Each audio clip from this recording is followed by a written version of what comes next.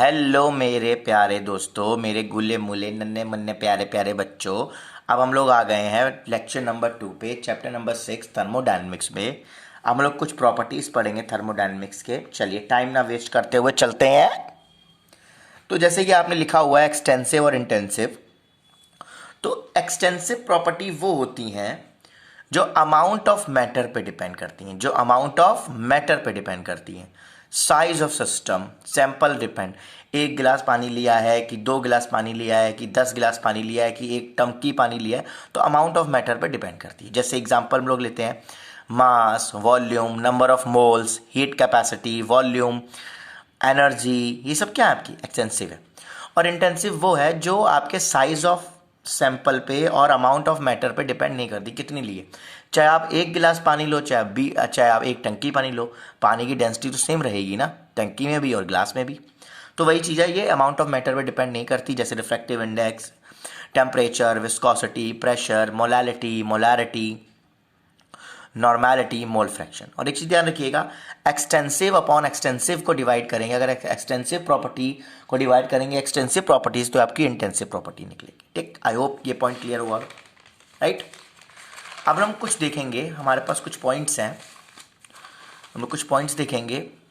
दिखाई दे रहा है जैसे कि आपको state variable, state functions. State variable, state functions क्या होते हैं, देखिए कि सिस्टम की कंडीशन और स्टेट को कौन बताता है। सिस्टम की कंडीशन और स्टेट को कौन बताता है, ये बताते हैं आपके स्टेट वेरिएबल्स या फिर स्टेट पैरामीटर्स। जैसे कि प्रेशर, वॉल्यूम, टेम्परेचर, ये सब क्या है, चेंज होते रहते हैं, वेरिएबल्स हैं। मतलब क्या है, अलग अलग कंडीशन में अलग अलग इनकी वैल्यूज होंगी, राइट। अलग कंडीशन में गैस की अलग होगी, प्रेशर की अलग होगी, वॉल्यूम की अलग होगी, मोल्स अलग हो जाएंगे, एंट्रोपी अलग हो जाएगी, internal energy, enthalpy, Gibbs free energy, entropy, ये सारी चीज़ें वेरिएबल पैरामीटर है, स्टेट फंक्शन जो आप लोग पढ़ोगे अभी। तो ये सब चीज़ें अलग अलग कंडीशन में चेंज होती रहती हैं। और जो आपके स्टेट फंक्शन होते हैं, ये बेसिकली आपका इनिशियल और फाइनल वैल्यू पर डिपेंड करता है। जैसे कि आपको दिखाई दे रहा है, depend only upon initial final condition. ये इनिशियल और फाइनल स्टेट पे ही मिलेगा, बीच में क्या हो रहा है इसको इससे कोई मतलब नहीं है। चलिए मैं दिखा देता हूं आपको, ये देखिए delta P final minus initial, entropy final minus initial, final minus initial, ये देखिए एंट्रोपी, ये आपकी एंट्रोपी हो गई, इंटरनल एनर्जी हो गई आपकी। तो बहुत सारी चीज़ें हैं, ठीक है। अब एक चीज़ ध्यान रखिए, हीट और वर्क, ये आपके स्टेट फंक्शन नहीं है, दे आर पाथ फंक्शन। ये पाथ पे डिपेंड करते हैं, ये पाथ पे डिपेंड करते हैं। और ये प्रेशर, वॉल्यूम, ये सब पाथ पे डिपेंड नहीं करते हैं। तो हीट और वर्क जो होगा वो स्टेट वेरिएबल नहीं होंगे, क्योंकि ये पाथ डिपेंडेंट है, ठीक है, ओके। अब जैसे एक साइक्लिक प्रोसेस आती है, साइक्लिक प्रोसेस होती है, और इसमें होता क्या है कि आप जहाँ से चले, प्रेशर वॉल्यूम ग्राफ बनाया, यहाँ से चले तो यहाँ से घूम के यहीं आ गए, ये देखिए, इसको बोलते हैं साइक्लिक प्रोसेस। तो साइक्लिक प्रोसेस में आपको पता है स्टेट फंक्शन क्या होंगे, जीरो, क्योंकि जो आपका स्टेट फंक्शन रहता है वो आपके क्या रहते हैं, फाइनल माइनस इनिशियल, जहाँ से फाइनल जो वैल्यू होगी माइनस इनिशियल वैल्यू। अब फाइनल और इनिशियल जब सेम ही है तो स्टेट फंक्शन जीरो नहीं हो जाएंगे, कोई बताइए। बट हीट और वर्क जीरो नहीं होंगे, क्योंकि वो पाथ फंक्शन, वो state function no final initial पे डिपेंड नहीं करते, वो पाथ पे डिपेंड करते हैं कि किस पाथ पे वो चल रहा है, कैसे चल रहा है, ठीक है। तो साइक्लिक प्रोसेस पे आपके स्टेट फंक्शन क्या होते हैं, जीरो। चलिए आगे बढ़ते हैं, टाइप्स ऑफ थर्मोडायनेमिक्स देखते हैं। अब आइसोथर्मल प्रोसेस क्या होती है, कुछ प्रोसेसेस हैं जो हम लोग जान लें, जिनका हम आगे यूज़ करेंगे जब हम लोग पढ़ेंगे heat capacity, specific heat capacity, ये सब पढ़ेंगे, एंट्रोपी, इंटरनल एनर्जी। तो आइसोथर्मल क्या होता है, आइसोथर्मल वो होते हैं, वो प्रोसेस होती हैं जिसमें आपका टेम्परेचर कांस्टेंट रहता है, कांस्टेंट टेम्परेचर, मतलब डेल्टा टी क्या हो जाएगा, जीरो हो जाएगा। और अगर आपकी आइडियल गैस है आपके पास तो डेल्टा टी जीरो, तो डेल्टा ई भी जीरो हो जाएगा, right, change in energy.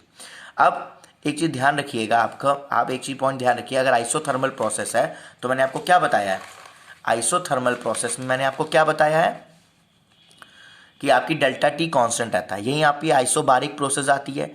Isobaric का मतलब आपका occur at constant pressure, constant pressure पे अकर होती है, ओके। तो डेल्टा पी जीरो रहता है। यही बात आती है isochoric process, isochoric constant volume पे होती है तो आपका वॉल्यूम जीरो हो जाएगा। एडियाबैटिक प्रोडक्ट क्या होती है, नो हीट एक्सचेंज, कोई भी हीट का एक्सचेंज नहीं होता। अभी मैंने आपको बताया था स्टार्टिंग में लेक्चर नंबर 1 में, तो डेल्टा एच जीरो हो जाता है। अब दो प्रोसेस है मेरे पास, रिवर्सिबल और इरिवर्सिबल। ये पढ़ने के बाद हम लोग अपने मेन पॉइंट स्टेट फंक्शन, जो हम लोग के स्टेट फंक्शंस हैं जो नहीं है, वो पढ़ना स्टार्ट करेंगे। ठीक है, ये हमारा आज के लेक्चर का लास्ट टॉपिक है, रिवर्सिबल और इरिवर्सिबल प्रोसेस। समझ लीजिए, बहुत इंपॉर्टेंट चीज़ है। Which occurs infinitely small step, जो छोटे छोटे छोटे छोटे से स्टेप में खत्म हो जाती है, मतलब तुरंत। विच occurs in infinitely small steps, जो बहुत छोटे स्टेप्स में खत्म हो जाती है। मतलब which occurs in infinitely small step, infinite time to finish, मतलब जो बहुत ज़्यादा टाइम लेती है, जो बहुत ज़्यादा टाइम लेती है। ये थोड़ी स्लो प्रोसेस होती है। जो रिवर्सिबल प्रोसेस होती है थोड़ी स्लो प्रोसेस होती है। ठीक है, यही बात करें इरिवर्सिबल की, ये प्रोसेस एक गिवन टाइम में, फाइनाइट टाइम में ओवर हो जाती है। ठीक है, और ये एक फास्ट प्रोसेस होती है। और इसमें हर एक रिवर्सिबल में हर एक step equilibrium with previous step, हर एक स्टेप जो होता है वो अपने पिछले वाले से इक्विलिब्रियम में रहता है। जो इसमें स्टेप्स होती हैं, हर एक स्टेप वो अपने पिछले वाले से इक्विलिब्रियम कंडीशन में रहेगा। किस में रहेगा, इक्विलिब्रियम कंडीशन में रहेगा। ठीक है, इक्विलिब्रियम एग्जिस्ट ऑलवेज, रिवर्सिबल में इक्विलिब्रियम ही एग्जिस्ट करता है ज़्यादातर। और यही बात करें अगर मैं, इक्विलिब्रियम इनिशियली और finally, not in between.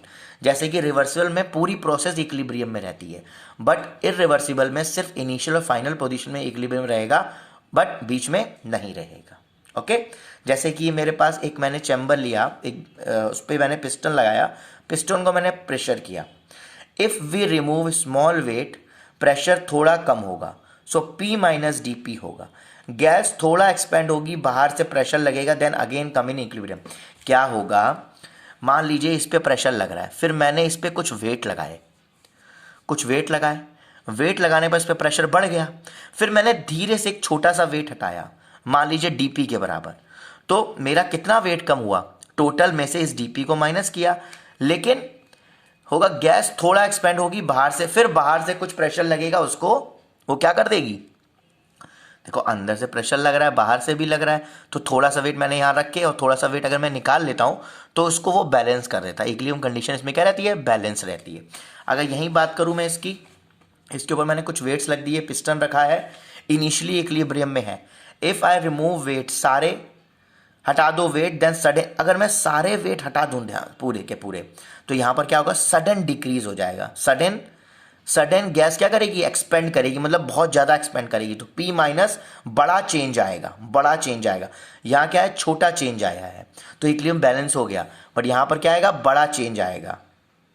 Okay, क्या आएगा, बड़ा चेंज आएगा। इसलिए यहाँ पर सिर्फ इनिशियल और फाइनल पे ही आपका इक्विलिब्रियम मेंटेन होता है, वहाँ नहीं होता है। ठीक है, यहाँ पर हमारा लेक्चर नंबर 2 खत्म होता है। हम लोग अपने नए लेक्चर में मिलेंगे। Till then bye bye, take care, have a nice day.